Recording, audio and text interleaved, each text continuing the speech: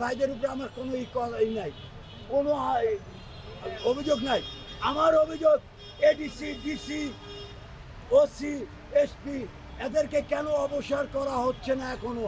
এখনো প্রশাসনিক ব্যবস্থা কেন করা হলো না?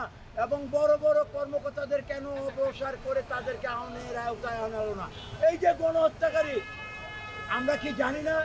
আজকে একজন সাধারণ কনস্টেবল কিন্তু তার নিজের ইয়াতে আমাদের সাধারণ জনগণের উপরে গুলি চালায় নাই, লাঠি চার্জ করে নাই, টিয়ার গ্যাস মারা নাই। তাদের উপর কর্মকর্তার হুকুমে আজকে আমি একজন কনস্টেবল, মনে করেন সাধারণভাবে আমি একজন কনস্টেবল, আমাকে আমার অফিসার যে হুকুম দিবে আমি পালন করতে বাধ্য। কেন? আমার বাল বাচ্চা আহার জোগাইতে আমার চাকরি করতে হয়, তাই না ভাই?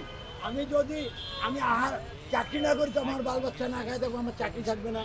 আমি হুকুম যদি না পালন করি তাহলে আমার কোনো থাকবে না।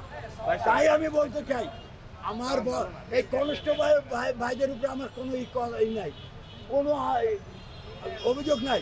আমার অভিযোগ এডিসি, ডিসি, ওসি, এসপি এদেরকে কেন অবসর করা হচ্ছে না এখনো?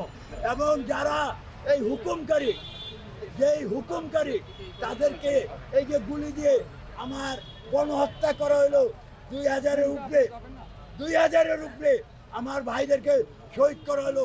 আবু সাইদের উপরে যেরকম রংপুর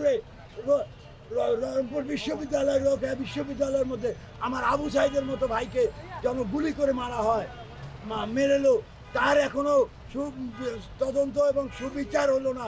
এরকম হাজার হাজার লোককে খুন এই শেখ হাসিনার উপরন্ত কর্মকর্তাদের দিয়ে করাইছে, পুলিশ কর্মকর্তাদের দিয়ে। এদেরকে কেন আইনের আওতায় আনা হচ্ছে না এবং তাদেরকে এখনো কেন অবসর করা হচ্ছে না?